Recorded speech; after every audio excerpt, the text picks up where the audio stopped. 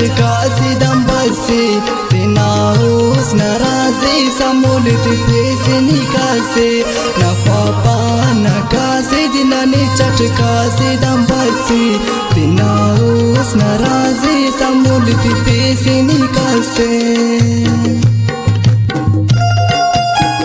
खासकर फरमाइश करें निदा गाना के खैरान कर देना का मुजीब ज़ेर कदीर जान।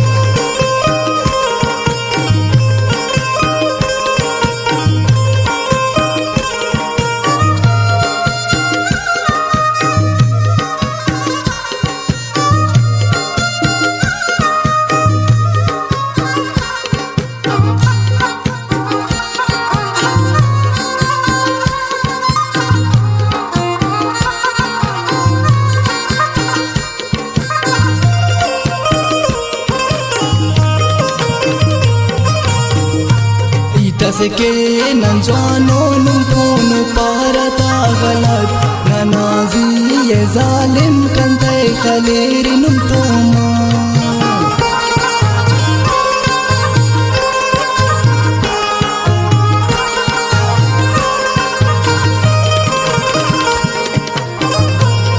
दस के नंजानो नुमतोनो पारता गलत ननाजी ये जालिम कंते खलेरी नुमतोमत न ख्वापा न कासे दिना ने चटका से दाम बसे दिना उस नाराजी समोलित फेस निकाल से।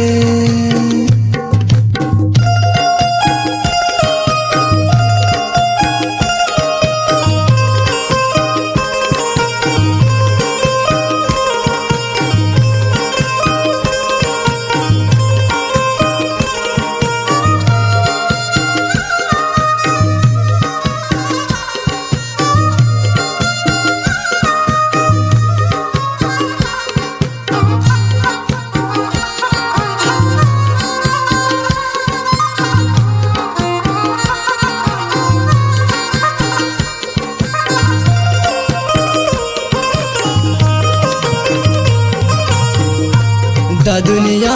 टिपा बोदी रस के खैर न कारिम न नामाज बुरी ऐ बफल जालिम की जरा से रहे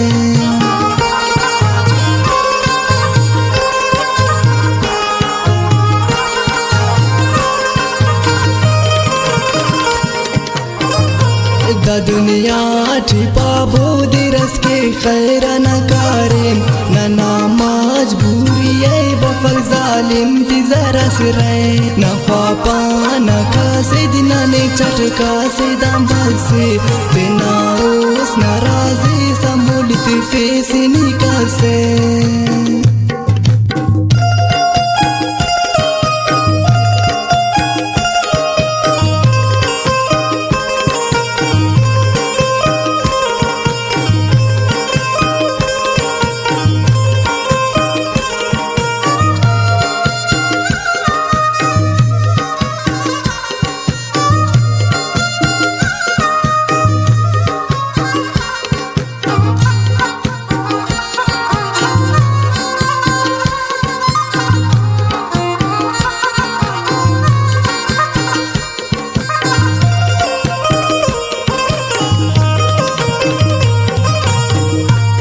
दुनिया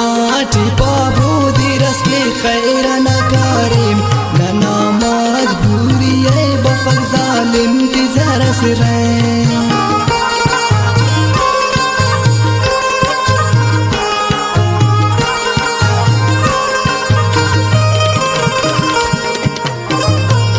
दुनिया टिपा बोदी रस के खैर न कारिम न नामाज बुरी ऐ बफल जालिम की जरा से रहे न ख्वापा न कासे दिना ने चटका से दाम बसे दिना उस नाराजी समोलित फेस निकाल से।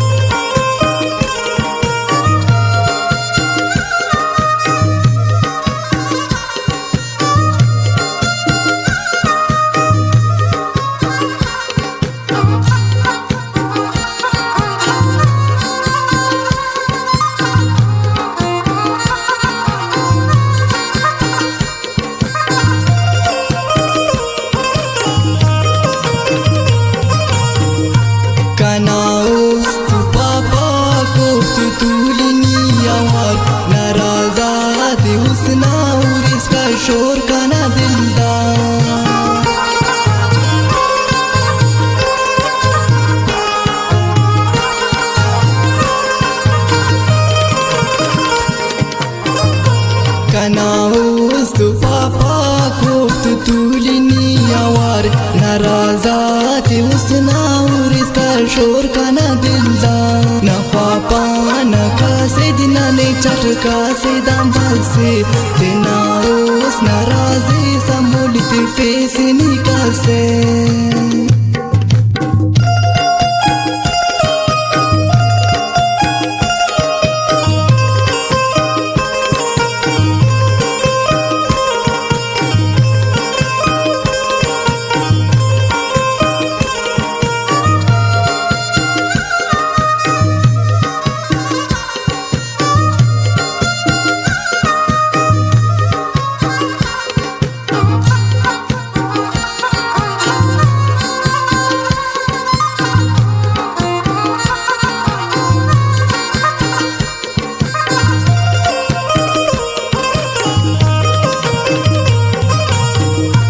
Munir mer samuli itas pare ne pantakin nizid ke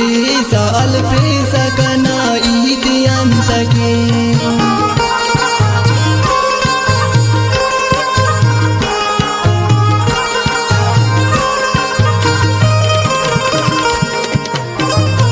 Munir mer samuli itas pare ne pantakin nizid ke